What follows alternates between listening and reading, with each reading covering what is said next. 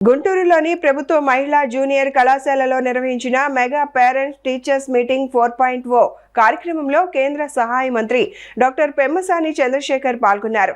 ఈ సందర్భంగా మాట్లాడుతూ రాష్ట్రంలో 60,000కు పైగా ప్రభుత్వ పాఠశాలలు ఉన్నాయని, విద్యా వ్యవస్థ అభివృద్ధి కోసం రాష్ట్ర బడ్జెట్లో 30,000 కోట్ల వ్యయం చేస్తున్నామని తెలిపారు. నీట్ పరీక్ష పేపర్ లీకేజ్ ఘటనపై స్పందించిన ఆయన ఈ కేసులో బాధ్యులైన వారిని కఠినంగా శిక్షించాలని అన్నారు. నీట్ అంశంపై పార్లమెంట్లో చర్చించేందుకు కేంద్ర ప్రభుత్వం సిద్ధంగా ఉందని స్పష్టం చేశారు. ఒక్క వ్యక్తి రాజీనామా చేయడం వల్ల వ్యవస్థలో మార్పులు రావని పేర్కొన్న ఆయన విద్యా వ్యవస్థలో తీసుకురావాల్సిన సంస్కరణలపై సూచనలు, వినతి పత్రాలు అందిస్తే వాటిని పరిశీలించి అవసరమైన మార్పులు చేపడతామని తెలిపారు. ఈరోజు ఆంధ్ర రాష్ట్రంలో 60,000కు పైగా స్కూల్స్, 70 లక్షలకు పైగా పిల్లలు చదువుకోవటం, దాదాపు 3.5 లక్షల మంది టీచర్స్, 3,40,000 మంది టీచర్స్ ఉన్నటువంటి ఒక పెద్ద వ్యవస్థ విద్యా వ్యవస్థ.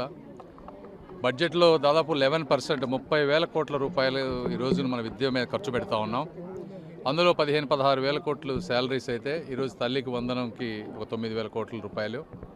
అదేవిధంగా మధ్యాహ్న భోజన పథకం కానీ, పుస్తకాలు కానీ, ఇలా అనేక రకాల కార్యక్రమాలతోటి ముందుకు వెళ్తూ ఉంది. అయితే ఇవన్నీ ఒక ఎత్తు అయితే ఈరోజు ఎక్కడా లేని విధంగా భారతదేశంలో ఈ మెగా పేరెంట్ టీచర్ కాన్ఫరెన్స్ అని తీసుకొచ్చి పేరెంట్స్కి లీప్ అనే ఒక యాప్ తయారు చేయటం, ఆ లీప్ యాప్లో ప్రతి ఒక్కరు పిల్లలు ఏమేమి ఉన్నాయనేది పెట్టడం, డౌన్లోడ్ చేయించటం, వాళ్ళ విద్యార్థుల్లో ఉన్నటువంటి బలాలు బలహీనతలను గుర్తించటం, ఇలా ఒక రకంగా. అదేవిధంగా కరిక్యులంలో భారతదేశంలో ఉన్నటువంటి సెంట్రల్ స్టాండర్డ్స్ని ఇన్వాల్వ్ చేయటం, ఈ విధంగా అనేక రకాల కార్యక్రమాలతో నారా లోకేష్ గారు ముందుకు వెళ్తూ ఉన్నారు. మొన్న 100 డే ప్రోగ్రామ్ తోటి మంచి మార్కులు రావటం కానీ, గవర్నమెంట్ స్కూల్స్లో ఉన్న విద్యార్థులకి గౌరవం, ఆత్మాభిమానం పెంచే విధంగా పేపర్ యాడ్స్ ఇవ్వటం కానీ, ఇవన్నీ చేయటం వల్ల దాదాపు 1,00,000 మంది ప్రైవేట్ స్కూల్స్ నుంచి ఈరోజు గవర్నమెంట్ స్కూల్స్కి వచ్చేటువంటి పరిస్థితి.